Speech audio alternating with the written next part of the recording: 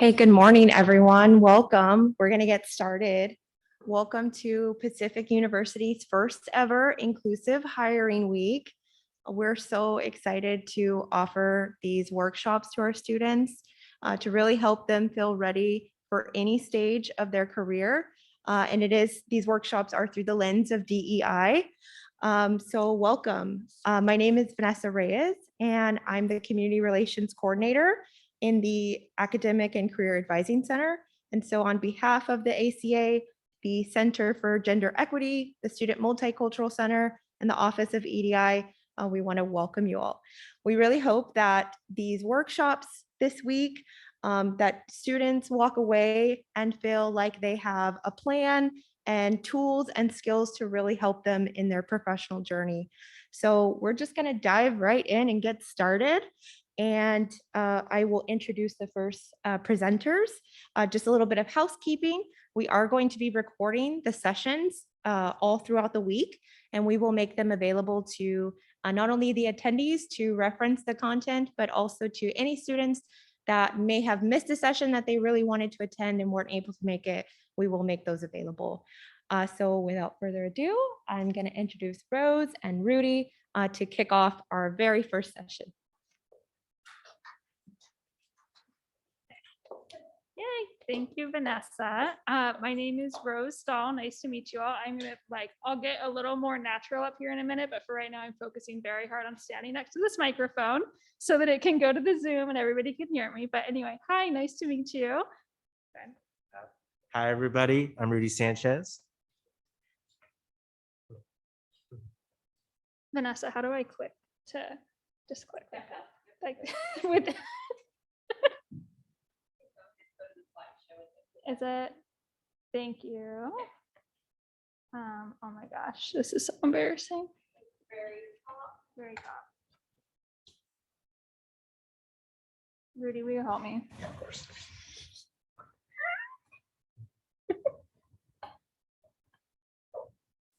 There it is. Oh my gosh. Okay. All right. Cool.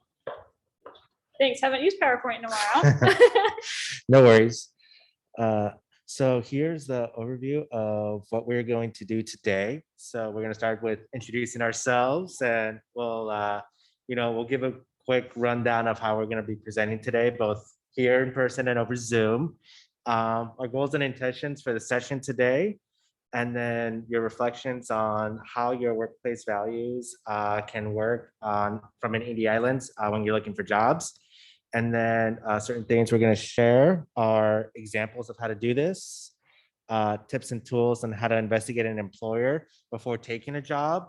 And then, you're more than free to ask questions throughout the presentation, and, you'll have a chance to reflect on the points that we share with you today. And with questions, just to add, feel free to, we're a small group here today. So of course, just raise your hand or speak up if you want to chime in at any point. But I also, if you are if for those on Zoom as well, just wanted you to know that you can put your question in the chat at any point, or comment or unmute or anything like that.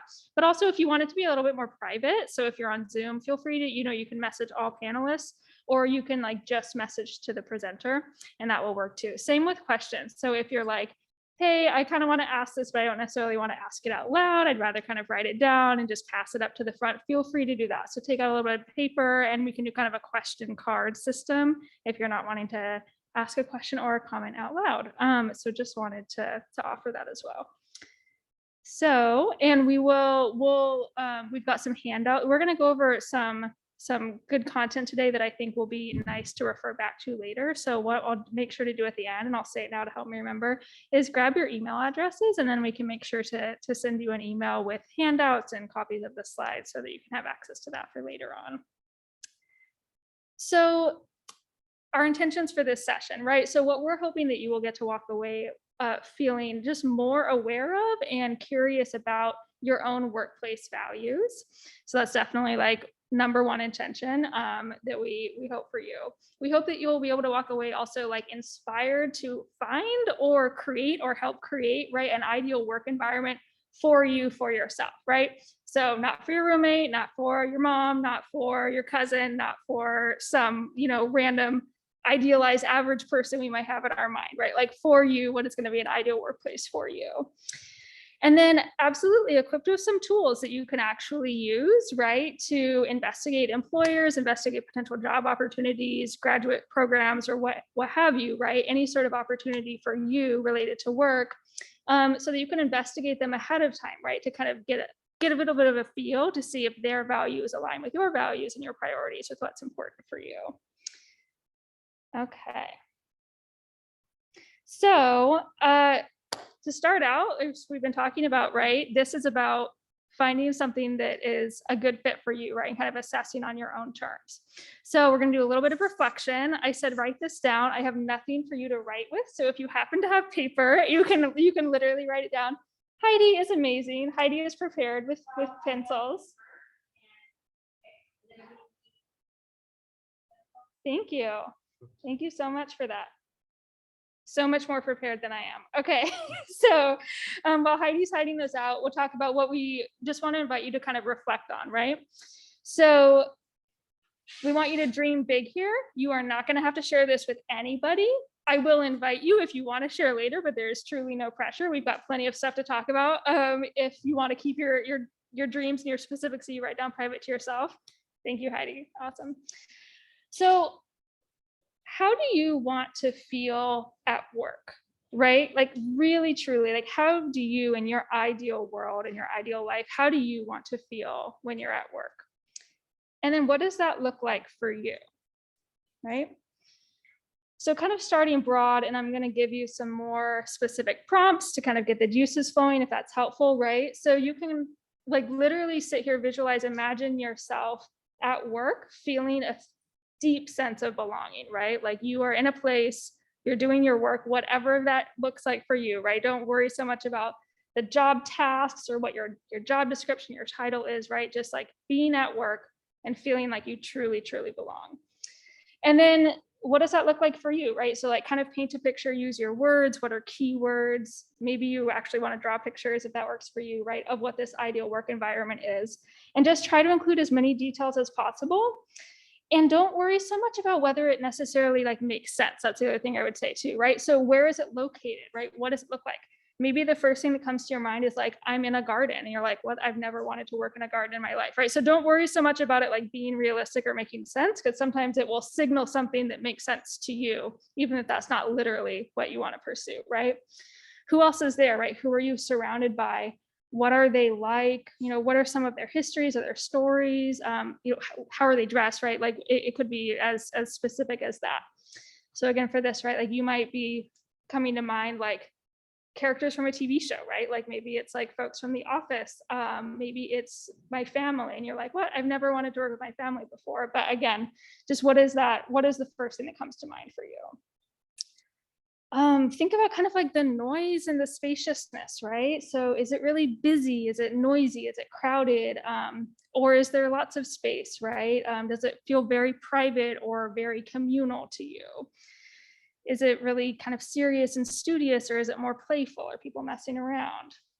How are you interacting with folks, right? How are you communicating with them? Is it in person? Are you writing to them? What are the languages that are spoken there? Is there music going on, right? Like what is literally in your kind of auditory environment? And then what are some of the goodies, right? So again, dream big. This can be totally ideal. We're going to assume that everybody is making a really great living wage salary or whatever that means to you. But beyond that, what are the goodies that might come along with it? I'll be quiet for a minute. What y'all think?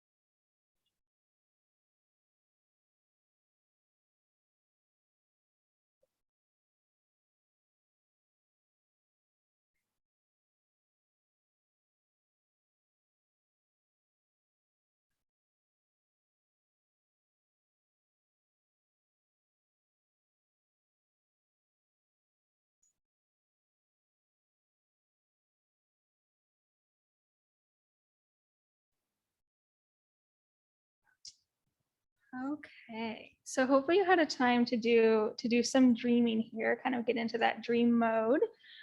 So like I promised, nobody has to share. There's absolutely no pressure, but I think it's nice to hear examples, and that sometimes your examples will inspire other people. So what I'm going to propose is let's go around and you can say pass, and that is totally, totally cool and fine. But everybody will just kind of, since we're such a lovely small group, we can go around and see if anybody wants to share one or two things from your list.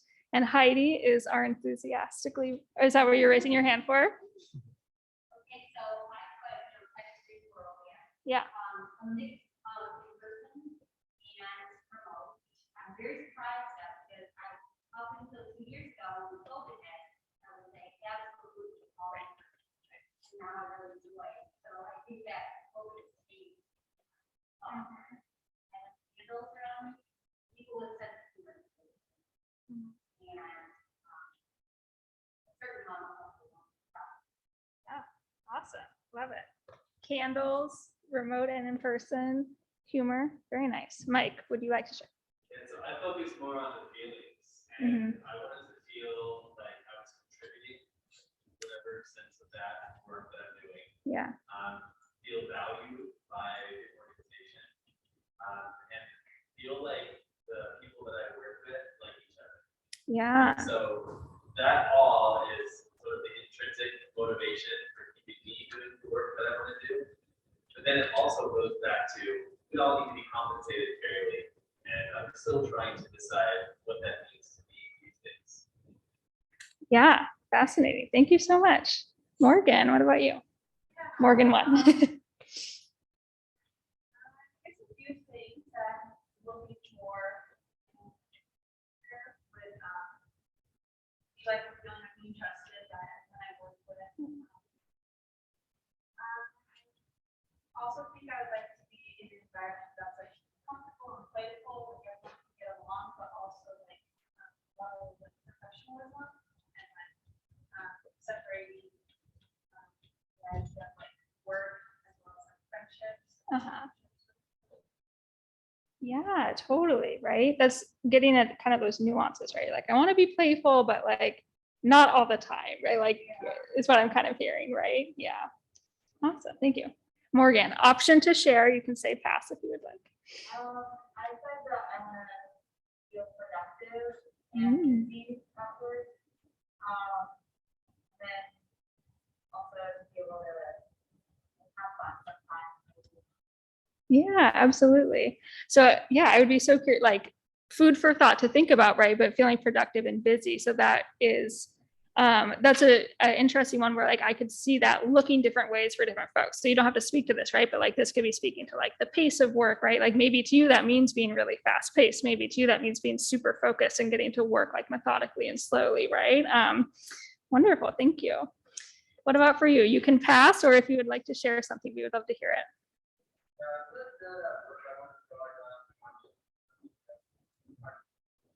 Yeah, absolutely. Very nice. Thank you. Well, thanks. What about over here? That's great.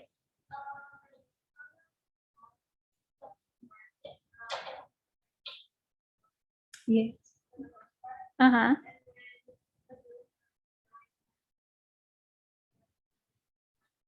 Yeah, that's awesome. Thank you so much. Wonderful. Thank you. Rose, should we maybe share? I mean, everyone else is gone. That's true. Oh, yeah, Vanessa, of course. Yes. I also focus a lot on like feelings and how I would want to feel. Mhm. For me, as a new parent, like that's really important that I be able to like take care of my son. So having that balance between like feeling productive and busy and like you're contributing to your team, but also knowing that I maybe sometimes at a moment's notice I need to take care of my family. That's really important. I also put plants, love plants in workspaces, open, bright, like get a good feeling. And then another thing that's important to me is just working with people who look like me and feeling like that sense of just community and diversity on a team is really important. Yeah, thank you so much. Do you want to go ahead, Rudy? Are you ready? Yeah, I can go ahead. So for me, I thought about a couple of things. So like Vanessa, I like that work balance thing. So I want to be able to, yes, do a bunch of great work with the team, but also be able to go home and be with my partner and exercise when I get back home from work and just really be able to, be able to not think about work once I'm home. That's really important to me. Also, just being in an environment where it's like an open door policy with my coworkers. I can go to someone's office and if they're free, we can talk about work, about something else, catching up, just where it feels very natural and everyone's really approachable and nice. And I'm very lucky to be able to say that I have that right now in my current role. And also just one thing that really matters to me is the education level of my workers. So I want to be able to be somewhere where I'm able to use the degrees that I've gotten and my experiences to further along the agenda on my day-to-day work. Thank you. For me, I honestly, I think I have a very, very long laundry list at this point in my life of things that are on my wish list. And I'm lucky to be in a really good place right now with my work that it's like, my list is so long of the things that I like about my environment that if I were to think about moving, it would be really hard to, I think I would be, what am I trying to say? I would have such a long list of things that I would be looking for, right? So as I'm reflecting on this presentation of like, if I was on the market and I was looking for things like, right, I would be looking for so many things. So examples for me, right? Absolutely work-life balance, right? Like I also have a young kid. So just that like support of being a parent and knowing that, I'm going to have to flex sometimes. And then sometimes I'm going to have to prioritize my kid over my work. And just, I think above all that's something that I could talk about with my supervisor, with my colleagues and be very open about. Right. I say that's like, so my little precursor was that like, I have a very, very long list. I think that probably rises to the top, but and so that's the one that I'll share, but we're going to go into for the rest of our presentation, just some different examples of like big categories of areas of these sort of work values that we know are generally important to folks a lot of the time. And I think speak to some of the examples that you mentioned. So we might mention some examples that you haven't thought of. And that's totally okay. But the process is going to be kind of the similar for all of them, right? How do work values, because as Vanessa mentioned in the intro, right? All of our sessions this week, we're thinking about EDI, right? We're thinking about what does identity, what does equity, diversity, and inclusion mean for you as you're going into work, right? And how we see this, this topic of work values and kind of like fit and belonging at work relating to EDI is that what we value and what helps us feel like we belong comes from our own personal histories and our own cultures, right? And workplaces, of course, exist within a dominant culture framework, and there are subcultures within workplaces as well, right? And so we want to be thinking about, right, just being aware of our own family of origin, identities, right? I mentioned sub and regional cultures, right? Our personalities, our abilities that we're coming into the workplace with, our health status, our body size, generational status, right? Whether that is generation in the country in which we're working, right? Generation in terms of am I a first generation college student or not? Our age, right? Whether we're, our parental or caregiver status, right? Like if you're a parent or have other caregiver responsibilities. These are some examples. These are not all of the examples, right? But like, this is what I mean is that we're showing up at work as whole people. We're not just like, oh, I can be this worker from 9 to 5, and then the rest of my life is just exists outside of that, right? Like we are whole people 24 hours a day, and we're carrying this stuff with us all of the time. And so what we want to be thinking about, right, is, as you're assessing workplaces or grad programs, right, like how inclusive is this place? Like really, like how inclusive are they of different values and different just ways of being and showing up at work? And is diversity or difference valued only if it happens to go along with the dominant culture, right? So whether that's the dominant culture like out in the world or the dominant culture that is kind of reigning in that workplace, right? So is it like, yeah, if it's convenient that, this thing that you value happens to go along with the way things are already done and have always been done here, that's great. Or is it like, no, we are really willing to kind of shift and adapt with our folks who actually work here and are part of our community? Okay, so examples and tools, which y'all came here for probably. So as I mentioned, we're going to cover some examples of different workplace values and how they relate to different kind of EDI lenses at work. And we're absolutely not going to cover everything. We chose some examples that we thought would be good and relevant for you, but there's also overlap between all of these as well, right? And as I mentioned, we're going to share tips and ideas as we go along for how you might be able to investigate a workplace or an opportunity ahead of time. But in general, I just want to say from the start, like it's going to be taking a multi-layered approach, right? So this would be like overall tip is just know that think about what these priorities are for you, right? Really identify them ahead of time, what's most important, and then do your research, right? So first of all, you can always try to do research online. So whether that's looking at the organization's website, right, looking at how they talk about themselves, like really kind of investigating the language they use and the values that they sort of seem to espouse through that. You can look at review sites, right? So there's Glassdoor, kind of like Yelp for companies or employers, right? Chesney is another new one that is particularly focused on identity and on folks from historically marginalized backgrounds and kind of their reviews of big companies and their experiences of actually working there. Looking at press releases, right? Like how has news media talked about these companies or these organizations? Even better than that is talking with current and former employees, right? Or students, right? If it's a grad program. And if you can do this outside of the interview, like if you have an existing relationship with someone, friends, or friends of friends, just anyone in your network, right? Like it's just getting a chance to kind of chat with them and get a feel for it.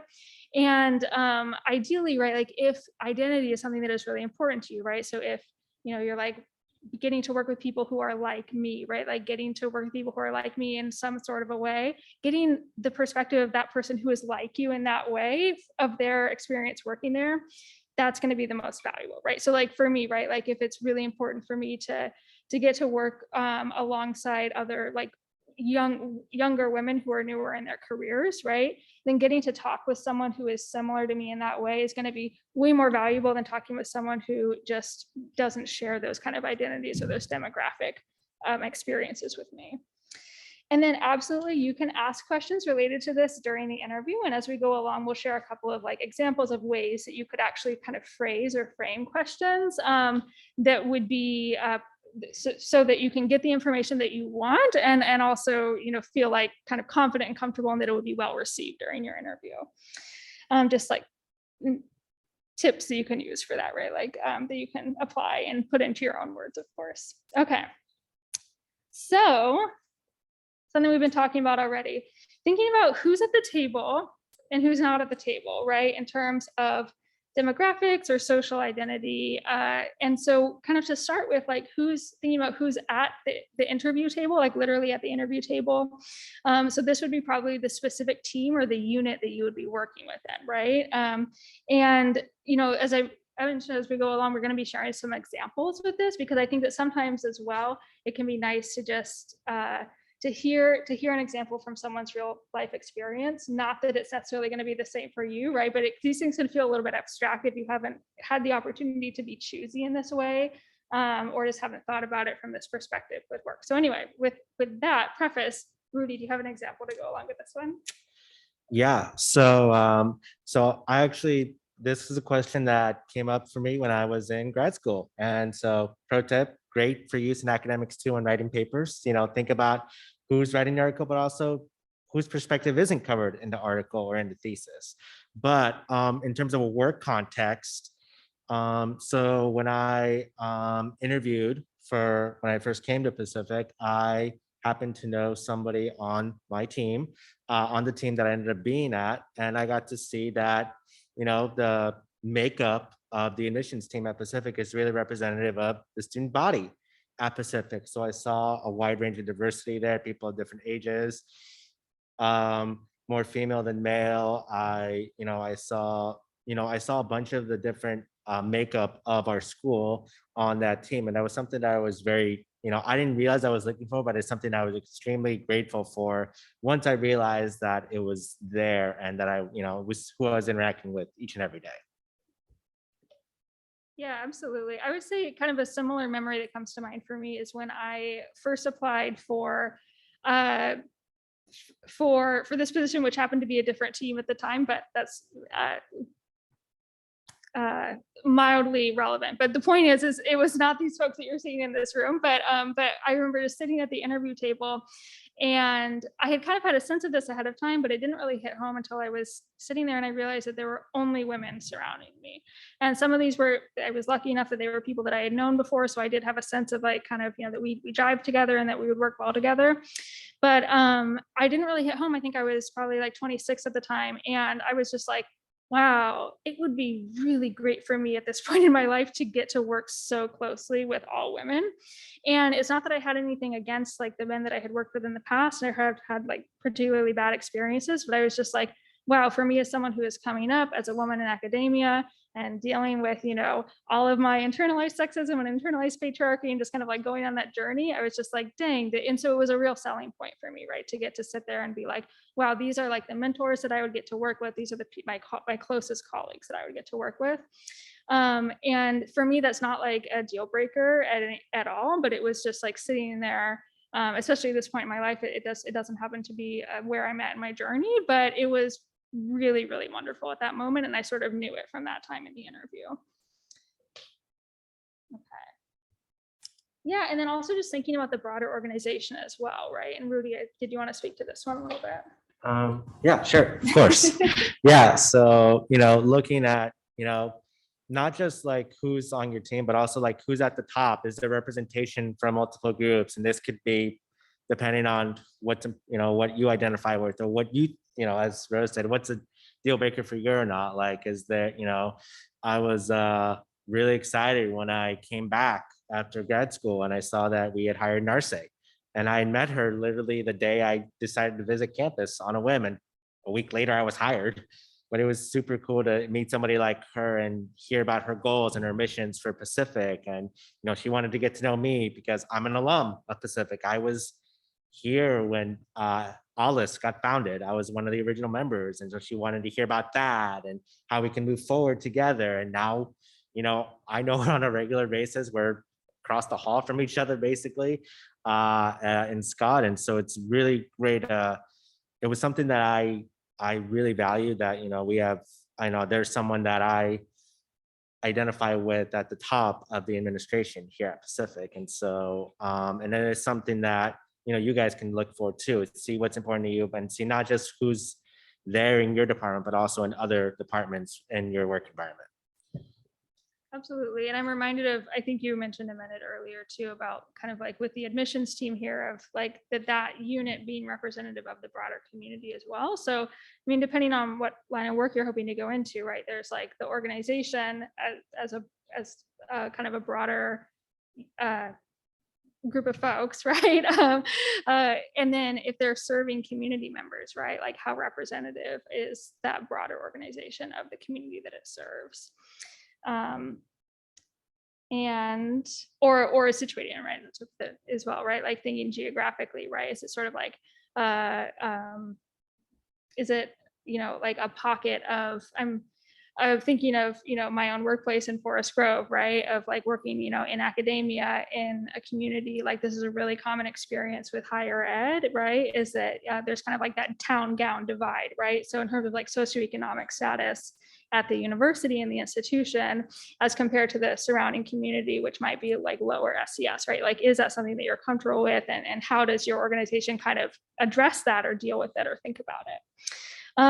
Rudy was talking about leadership. Absolutely, right? So is there like a lot of diversity in terms of kind of like within the hierarchy of the organization, right? Like, is there a lot of diversity, so to speak, lower down, right? Like on kind of like more of the rank and file employees, but then leadership is still perhaps more predominantly white, predominantly male, et cetera, right?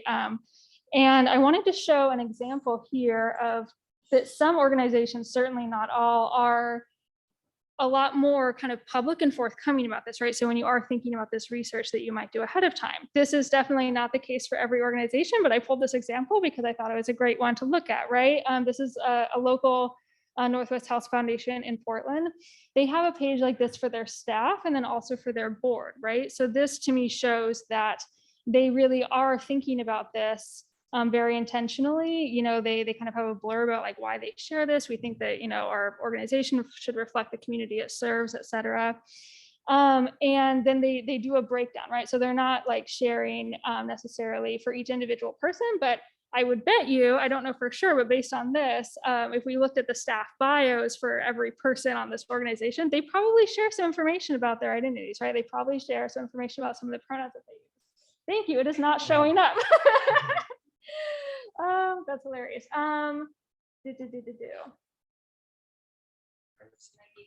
Like stop share. Okay. Thank you. There it is. Ta-da. All right. Y'all are so polite. You're like, yeah, Rose, sure. That's, yeah, I can totally see what you're talking about. So there you go. How do our staff identify? And then they go through language, disability, geography, etc. So again, not that you need to want to work at an organization that has a website like this. That's not what I'm saying. But the point is, it's like dig around on their websites, and you might, if there's something like this to do with identity and demographics is important to you, you can actually find it out online, right? So looking at their staff profiles, see if they share it, right? See if they're sharing that sort of information, or if they have a page like this. Okay. Share our slides again.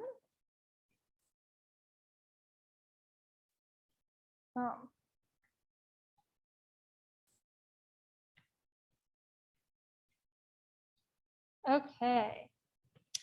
And then thinking about, yeah, just like we're talking about like belonging, right? Like, are these my kind of people? You know, how comfortable do I feel being myself here, right? I'm thinking of what some folks shared in terms of like being a playful environment, right? Feeling like it's somewhere where I can joke around, where I can just like stop and chat with the folks, with my colleagues, right? And so that, you know, a lot has to feel with just like, yeah, how comfortable do you yourself feel? And again, this is like not, you know, an encouragement to like, let's limit ourselves, or we close off the difference, or only ever meet people who are the same as the people I felt comfortable with in the past, right? But just really, you know, kind of being real with yourself about who it is you want to spend your time with, because of course, right, we spend a whole lot of time with our coworkers. So things that you might consider, right? Educational background. You spoke to this a little bit, I think, earlier. Did you want to say anything more about that?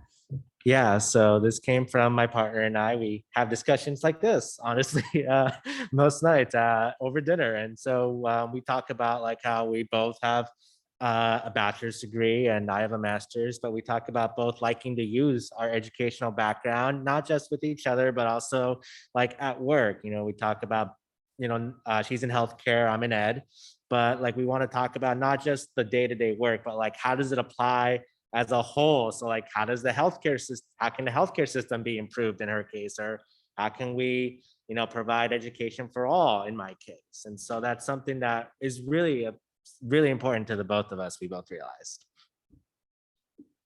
Awesome. Yeah. And I feel like kind of similar for me. I learned this through one of my first jobs after college was still at Pacific, but I was working with one of the health professions programs. And I myself, social sciences background, and I majored in social sciences because I loved it, right? So it was a real like, I felt like those were my people when I was in college. And then I went and I, you know, had a great experience working with our pharmacy program, but it was always kind of there, right? Where I was like, I feel like I'm the only person here that has a social science background. And it was great. Like I learned so much from learning from folks who had different educational backgrounds from me. I got to contribute things that were thinking about it in a way that maybe they weren't, and that was super valued. But again, when I had the opportunity to make a pivot to work with people who are also excited about the social sciences, right, who had those similar backgrounds, it was really just a wonderful move for me, right, to get to be like, oh, okay, like we kind of speak the same language a little bit, like we're thinking on this level in a similar way. We have some similar values when it comes to just like how we approach our work and how we think about the world and just like what we want to choose to think about and talk about. So again, that's not necessarily like that's maybe not important for everybody. That's maybe not a deal breaker for everybody, but for me, that's one way that it definitely manifested. And I think this is kind of actually like segueing into this similar thing, right? Like the political values, that might be something that is important, right? Does it feel like, again, just speaking for me personally, right? Like, does it feel like it is more of kind of a progressive work environment, right? Or is it going to be somewhere where I feel like if I show up and I am talking about things that I value or that are important to me that have policy implications, right, in terms of laws and how people interact with our social institutions, am I going to feel like shut down? Am I going to feel like it's not safe for me to talk about my point of view in that way? And for me, right, like that is pretty important because with the work I do, I think that it's all very interrelated. And again, social science background, like that's just like how I look at the world, right? Like everything is political. So for me, that definitely shows up there. I don't know for you, Rudy, if you wanted to speak to this. A little bit, but maybe not as big for you.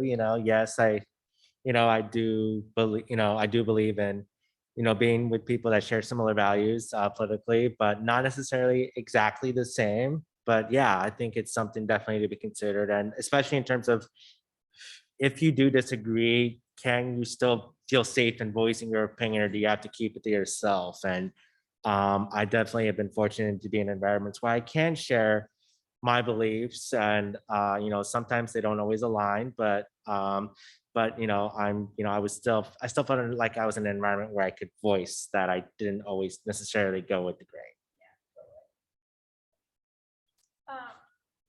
I think you just Yeah. absolutely covered our next bullet point. So yeah, perfect there, right? Yes. And just thinking about, how much, oh, thank you. We put here, right? Like how much of me do I really want to show up sharing here in this workplace? And again, right, like that, it's not necessarily a bad thing. Like if you're wanting to choose a work environment where you're like, okay, this is a cool place. Like I feel like there's maybe a lot of benefits to it. I get to contribute, right? Like it's hitting my other values, right? Maybe it feels like a playful environment. There's a good sense of humor, right? Maybe there's people that look like me, but maybe there could just still be parts of you that you're like, I don't really feel like showing up with this aspect of my identity or my life and really like feeling like the need to talk about it here, right? Whether that's spirituality, things to do with your family, like hobbies that you do, right? And so I just want to put out there that is totally fine. Right. But if you are someone where one of these things is really important to you and you're like, I would hate it to have to go all day without talking about my train collecting hobby or, my spirituality and my spiritual practices. Right. And if you feel like it's a workplace where that is just not welcome or kind of like looked down upon, or it's just like people are not really encouraged to show up and kind of talk about their personal lives at all. And for you, like getting to talk about your personal life with your colleagues, if that feels important to you, that's something to be aware of, right? And so that's the sort of thing that you could potentially ask about it in an interview in an open way, but just to try to get a candid answer, right? Like, you could, if you're having like, oftentimes in interviews, there'll be like maybe different like smaller meetings that you might go to, kind of like a multi-part interview. So if you're in like more of a general meeting with the team, right, you can ask about like, what does team building look like here, right? Like, is this, a kind of environment where folks are having a lot of water cooler conversations, they call them, right, where you're like chatting about your weekend, chatting about your life, or is it more just like, let's stick to business and kind of like stick to the work at hand? And again, either one of those is fine, and anywhere in between is totally fine for some folks. But if that's important to you, those are ways that you could kind of get at that. And these are the sorts of things that might be a little bit harder to research ahead of time unless you know people who already work there, right? Or get a chance to kind of ask these questions about like culture and team environment during your interview. Cool. Sorry, did you want to say anything else on this slide? Yeah, I can say a little bit. I think one thing for me, like one thing I really like sharing, especially started when I was a student here, actually was physical space. So like for me, like growing up, I never had a space to actually decorate. My mom always decorated my room. So I kept it neat and everything, but I always wanted to like put posters up on the wall or put my, my figurines and stuff around, and I couldn't. And so when I came to Pacific, it was the first time in my life where I got to do that, and I went all out. I filled my corkboard. I put stuff up on my desk, and I've grown to in my work environment to actually wanting to be able to do that too. And right now I get to do that. I'm almost done decorating my office, which I'm very happy about. So and so it's just like, and that's how I share by being I'm a very visual person, and so I like to share my interests and my hobbies and stuff through the space that I'm currently habitating. That's awesome. Thank you. Cool. Okay. So this is a big one, right? Thinking about like what is retention and what is kind of turnover, or who stays and who leaves, and why do they stay and leave, and how long do they stay, and all of that, right? This can be a really like not you don't want to draw like total conclusions from this information, but it can be indicative, right? And it can be something that's like, oh, that might be worth like looking into more, asking more questions about. So this is a big kind of like slightly more, I don't want to say it's like a more quantifiable or like somewhat more like objective measure or metric that you might notice or that you might look at. So yeah, again, thinking about this in particular, I think I mentioned this earlier, right? That for some of us, it is valuable to think about like, how long do people like me stay in this role, right? So there's like overall turnover, like that is something to pay attention to. Absolutely. If you're like, wow, everybody who has ever worked here has only stayed here for 6 months. That's weird, right? Like, except for like maybe the boss, or maybe even the boss rotates a lot. Like, like that, what's going on there, right? And who knows, right? Like there's all kinds of different stories and factors and reasons that could go into that, right? So definitely not encouraging anybody to draw conclusions or go to a worst case scenario with that, right? But again, just kind of looking at it more overall, but then also paying attention, like, oh, like again, just speaking for myself, right? Like if it was a more male dominated field and me being someone who identifies as a woman, if I'm like, wow, a woman has never stayed in this role for longer than 6 months, that would be a major red flag for me, right? Like I would really want to know, like, what is it about, what's going on here? What has, I would wonder, like, what have those experiences been like of people who are like me? Maybe it's about age, right? Like, oh, everybody here is over 50 and like no one who has been under 30 has stayed here longer than 6 months, et cetera, right? And so interview questions that you can ask to kind of, get at that. So if you're getting clues as to this information from outside the interview, that's great. That's great to kind of pick up on that and pay attention to it. But you can also ask some questions just like straight up during the interview, even if you have no background information on it, right? So you can ask about like, how often do people in this position that I'm applying for, just how often do they typically stay, right? So if you don't feel like you can get the answer to that through doing online research, from talking with people in your network ahead of time, that's a totally fair interview question that you can ask. And it's also getting that for you, right? Like, is this a position that you yourself are hoping to stay in long term, or is it for you like more of a temporary position, right? And asking this question, like wherever that is for you, right? Like if you see this as like a 2-year position and you're hoping to move on to somewhere else, or if you're like, no, I would really like to get to stay here for 5 or more years, regardless of where you are at with that, this question is not sharing like where you're at with that, but the point is that it's totally fair to ask that, because just no matter where you're at in terms of your own timeline, this is a really typical interview question to ask. I'm like really belaboring this point. I'm like, don't be afraid to ask this question. It's okay. Anything else you wanted to share about this one? I have a few others. Yeah, and this is something that companies are going to want to know about you when you get hired. So like it's definitely a two-way street here. So they're going to ask you about it. So you should not be afraid to ask them, because, I've worked for places where like, it's a position where it's typically like, there's a lot of turnover, or, people go on to somewhere else to, follow the money basically.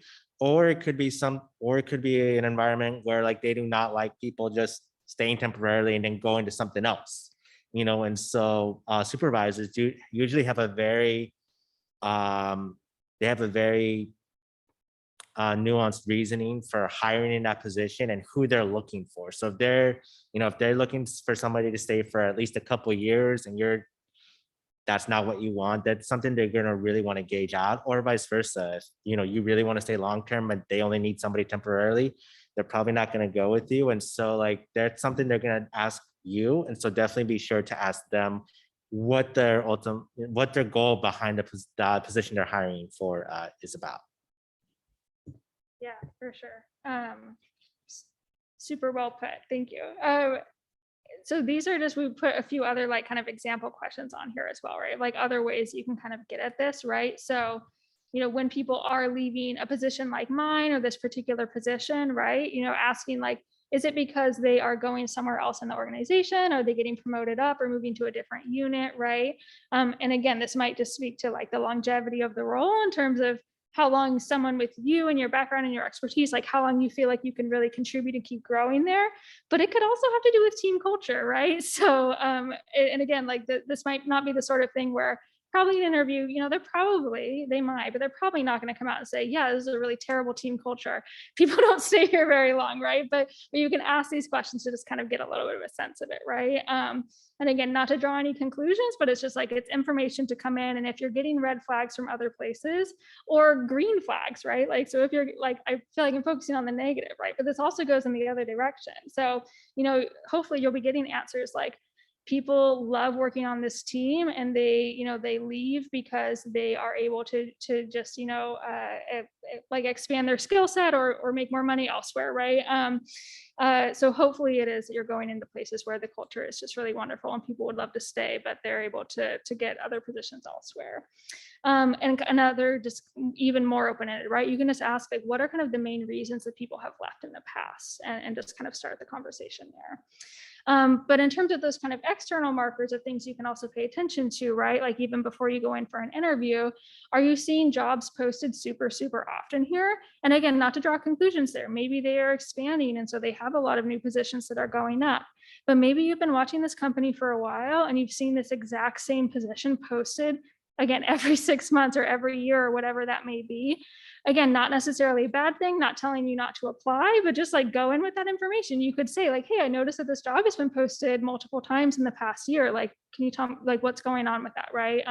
And they'll be able to tell you whatever the story is, just so that you know. Okay. And yeah, absolutely. If you know anyone, I mean, that's also just the best way. Again, take it with all the grains of salt because it's that person's experience. But if you know someone who has left that company, for sure, ask them why they did, what was going on there.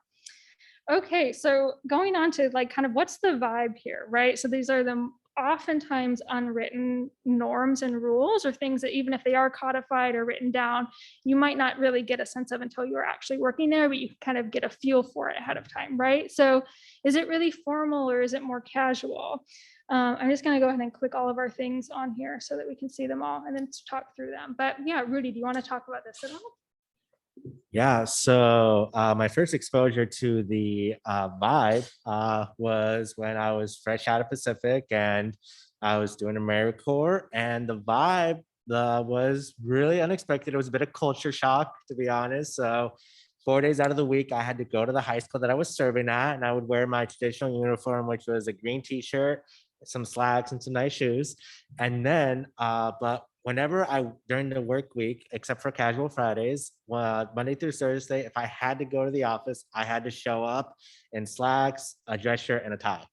And it was also weird because I was the only guy, AmeriCorps member, and on the team. So it was like, no, you show up in business casual Monday through Thursday, something I never had to do in my life. And so it was definitely a bit of an adjustment for me, but that was just the mentality of the office. It was formal wear those 4 days of the week. And definitely different vibe here when I came back to the West Coast. But yeah, it's just very, it's definitely something to gauge. And are people wearing ties? Do people feel compelled to dress up or dress down different days of the week? Is something to consider when you're looking at jobs.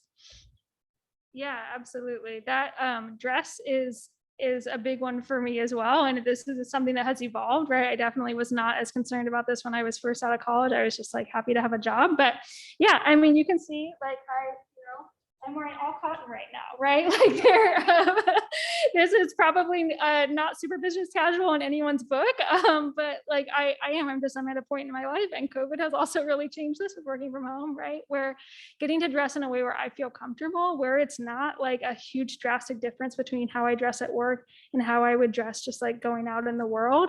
That for me, it's important right now. And I probably, wouldn't feel super comfortable at a workplace where I was expected to be dressed more formally because that doesn't feel like me. And so then I would like even just picture it. I'm like, oh, I have this little cringe feeling, right? Of just being like plain dress up as someone who I'm not. And again, like this is important for me. This is maybe super not as important for other folks. But if it is, right, just know that there are options there, right? Also in terms of how people speak, I mean, this is also very important for me. I, have definitely gone through a bit of, yeah, just like a journey in working in academia, right? Where I have gone through of like, oh, I need to, like sound smart. I'm working with all these people who have PhDs, right? Like maybe I need to like elevate my speech or whatever. And I'm now just coming home to more feeling like I can talk just more like myself and just try to use everyday speech, even in a work environment, right? And so for me, this is super important right now. And again, that has been kind of an evolution. But there are definitely work environments where it is like, it's considered more formal, right? Like there are just ideas around professionalism. If this intrigues you, there's a professionalism session later this week. I definitely encourage you to go to, right? But just thinking about, yeah, what are kind of the norms? Rudy talked about office decorations earlier, right? We have that up there too, right? Like, do you get to bring your personalization, or is it very kind of like clinical and spare? And again, right, like I'm talking about the things that I value and that are important to me. If you're on the other end of the spectrum, like that's also great, right? If you're like, no, I want to dress super formal, I don't want to have to put decorations up in my office, right? Like I support that for you. Yeah, some other examples here in terms of vibe, right? And these are things that you can kind of ask out in the interview as well, for sure. Like, is it more collaborative versus more competitive, right? Do people share information openly, or is it a little bit more like closed off? Like I get to kind of stay in my lane and do my own thing. Again, all of the above are great. Is it more of like kind of I put hierarchical versus lateral, right? So like, are you getting to collaborate across a broader team where everybody is kind of treated as more equal, right? And kind of like equally valued? Or is it more like, okay, I'm here and then I report to this person and then they report to that person, right? And like, I'm never going to work with this person over here because I only get to work with the people who are at my level in the hierarchy. And again, these will be different fields that will sometimes it is really nice to have that clarity, right? In terms of like, I know who I report to and I work with my small unit of people and I don't have to worry about collaborating with all these different folks. Maybe you do like to get to work with lots of different people, have it be more flexible and open and information sharing. So that's what I'll say about that. Anything else you want to add for here? Yeah, for that one, I definitely experienced a shift in this kind of point. Like I said, I did AmeriCorps for 2 years. My first year, I was in a brand new program where it was basically launched from scratch the year that I started. And so the AmeriCorps members and I that were at the schools, we had almost no supervision. So we all coached basically the same material, but we all had the chance to put our own style on it. So, like we all were given the same assignments, but we all did it in our own unique way, which is something that I grew to appreciate. At first, I was like, I don't have a lot of supervision, but then I was like, well, as long as I get this point across, as soon as I knew what point I had to get across, I could do whatever I want to get that point across. And that was something I really liked. When I got a year later, I was on a different site that I was well established. There was definitely more of a hierarchical stature in the group. And I came to realize that everything I did, I had to get approved. So I was like, I had a supervisor who reported to another supervisor who reported to the boss of the site. And they all had to sign off on everything that I wanted to do. So it was a very big shift for me in terms of having almost no supervision to feeling like I was under a microscope. And so, I came to realize like I kind of wanted to be in that happy medium place where, yes, I knew who I was reporting to and I knew what I had to do, but I also kind of like put my own stamp on my work. What about for any of the other bullet points on there? Oh, Like I keep talking first. yeah. So we can go for dominant culture or more diverse. So like I said, when I came here, for the first time I got to be in a group where I felt like it was really diverse. And on this team, I experienced another first. I am no longer, this is this first role I've ever had where I'm not the only person that's fluent in Spanish, which is I have grown to like a lot. I love being a Spanish speaker. I love translating for students and families that need that help because I know it's a huge need. Come from a family where I still translate for my mom, but I like that I'm not the only person that can be turned to on that. And it's something that I like speaking about that with my coworkers, and it's something that I am now realizing that it's something that's really important to me. I like being able to share that load with somebody and not have it all just fall on me all the time. And so with work-life balance, I feel like we both a lot of us have hit on that, whether you're a parent or whether you just want to be able to do something outside of work.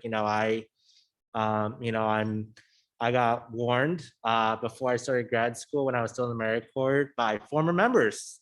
They will let former employers are definitely great resources, and they let us know, like, after Marine Corps, you can shut it off compared to where you are at now. You can go to work, and then once you're home, you don't have to check your phone or check your email or just be on, because we would have to deal with emergencies with students and families. And and that was something that I was very aware of when I was entering the workforce, that I wanted to be in an environment where, like, if an emergency comes up, of course I will help and do anything I can. But if I'm able to not have to check my email 2 times after I'm home, I'm okay with that. And so just I didn't want to feel like I was doing overtime throughout my work. And so it's something definitely that has evolved over the years, but something that that you should definitely think about when you're looking for positions. And in terms of how to kind of suss this out in an employer ahead of time, right? So I would say, again, I just keep going back to like looking at those websites really carefully, but especially once you have an interview and you're going in for an interview somewhere, just really looking through, right? Like, how do people in their staff bios, how do they talk about themselves, right? Does it feel like do you feel like, even just from reading that, like you're getting a sense of their voice and like you relate to them? What do their pictures look like? And again, if orgs don't have this up, that's not necessarily a bad thing. Like, different companies operate differently, but if you can get information from that too. You can ask questions about, like what is it really like, especially of team members, right, in the interview. Do you find yourself like working on the weekends, right? Like, do you find yourself really like working overtime? Is that kind of the culture? Is that expected? Or is it more like, do you leave your work at the office when you leave the day? And again, the way that they answer that, right, even beyond just the like yes or no, but the way that they talk about it will just tell you a lot about the kind of environment you might be going into. And I think for me, the thing that's coming to mind here is just a reminder of showing up how you are in your interview as well, right? So like not feeling like you need to put on anything sort of fake, or like, oh, I feel like I should be, more formal in my interview, or like, I should pretend to care about this thing, or to, I should pretend that I'm willing to work 80 hours a week in my interview, right? Because that's not going to do you any favors if then when you get on the job, like it turns out it's actually a mismatch. So super important for employers to show up as themselves and to be candid and honest in the interview, but absolutely, right, like for you, just showing up, and just kind of just like, I guess, being unapologetically yourself. I feel like that's a term that is really overused a lot, but truly, right, like in your interview, you don't want to show up and feel like, well, I have to act a certain way if they're going to hire me. Like, no, you want to be somewhere where you're going to fit in no matter what. So to as much as you can, even though interviews can be super nerve-wracking, right, just feeling like you can be yourself. Perks and benefits, right? So how are employees sort of supported to thrive here? Again, I'm just going to go ahead and click all the way through so we can have them all here. So this is the fun part, right? Like, what do they kind of give you in addition to salary, that are going to really support you as that whole person? Do you want to speak to this at all, Rudy? Yes, I do. This is, again, one that has evolved with me. At first, I was all about, doing a service and making positive change in the world. And as I've grown older, I'm like, some of these perks would be nice too. I still get to make a difference, and I definitely still get to take advantage of some of these that I feel like are really important. Professional development is one that's really high up on my list. I am thankful that I'm currently in a career development class that I just got out of a little earlier. I'm enjoying it a lot. It's helping me gain skills that I'm going to use in this role to help students like you guys figure out their career path. And, I'm really happy that I get to be able to take advantage of that in this role. Paid time off. I keep hearing from my partner that she is jealous of the PTO that I get compared to her. And so I'm like, thank you. That's really cool. But yeah, I get to go on vacation. My first vacation was when my first year at Pacific. I was like, wait, I get to go on vacation, if it gets approved. I'm like, yeah. Just blew my mind. Same with, I had, full disclosure, I did not have dental insurance until I got hired at Pacific. It was just such a far out thing for me. Like growing up, my parents couldn't afford it. We didn't have health insurance either. So it was just something that, I never will ever take for granted ever again. And so healthcare and retirement and all these things that I didn't even think about when I was 22 and about to enter the workforce. And so, it's definitely something that, I now am way more aware of, healthcare more so because of my partner, but like stuff like professional development and paid time off to just, be able to recharge and relax. And so, yeah, definitely be sure to look at what benefits you're able to get when you're looking for jobs, and and especially during the interview process, seeing what those benefits might be and what they look like too. Yeah, for sure, right? So there's a lot of like brass tacks to this one, and again, this is just like can go into your calculation, right? Of like, okay, there's the salary, but then there's also all these other things that like contribute to like to my pocketbook, like to my bottom line in terms of like retirement, paid time off, and all of that, healthcare for sure. But then it can also speak to kind of like values and company culture as well, right? So I want to show, and I know that we are real short on time. Of course, if anybody needs to run, go ahead. You won't hurt my feelings, but I just want to show again, just kind of an example that it's a little bit of I would say an extreme example. I don't see a lot of companies like this, but that's why I wanted to highlight it, right? So this company has really wild benefits. And so again, I'm not saying like that you need to hold out for this, but just to know that the possibilities are out there, right? So fully covered health, dental, and vision, 401k, I mean, like that's great. Unlimited vacation plus a vacation stipend, right? Like that sounds really wonderful. Gender-based violence and paid protective leave, unlimited menstrual leave for people with uteruses, an annual tech stipend. They're a tech company, right? Personal and professional growth stipend, and a stipend to help you build wealth. So this is, for this company, is, I mean, they describe themselves as like a queer feminist-led tech and media company, right? Like this is clearly, and they talk more about this, right? Like this goes along with their values as a company. So it has a lot to do with company culture, but also just know that like these are the things that you can look up just in terms of benefits and what are kind of those perks and those extras that your company wants to give you, so that you can really thrive and grow there and not be like just a worker who's just plugging away your hours, right? Okay.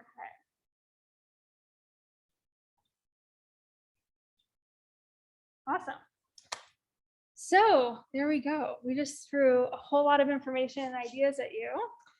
Yeah, so we are definitely free to answer any questions that you have over anything that we've covered or anything that may have popped in your brain about, looking at fit and work through an EDI lens.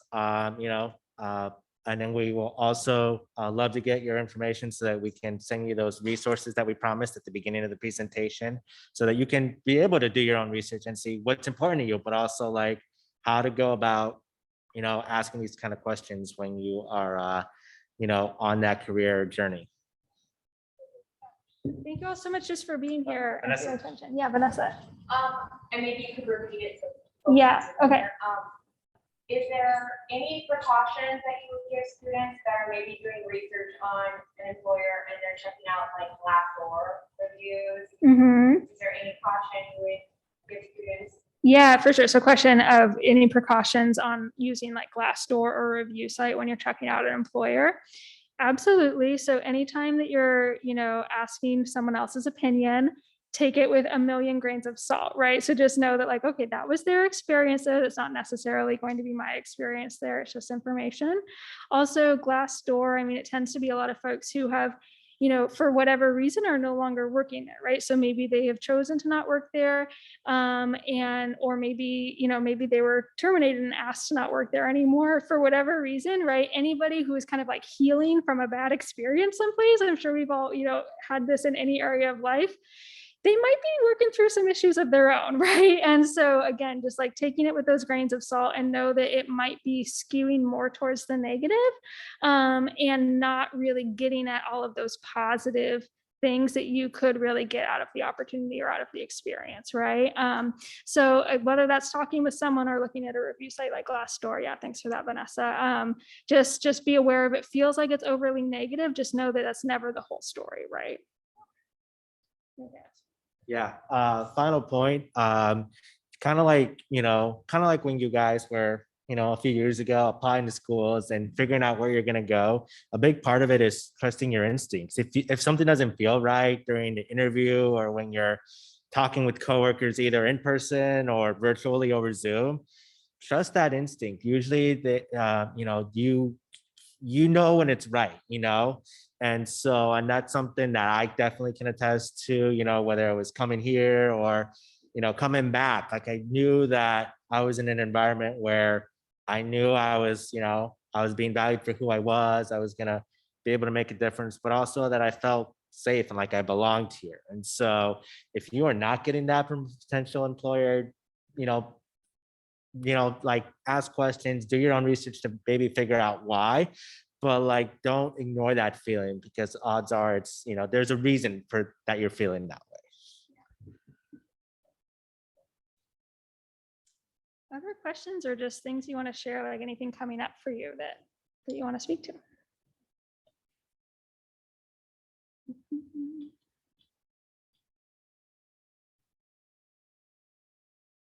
great presentation. Okay, we are definitely at time, so I just want to say absolutely free to go. Thank you so much for coming and for being here. Thank you.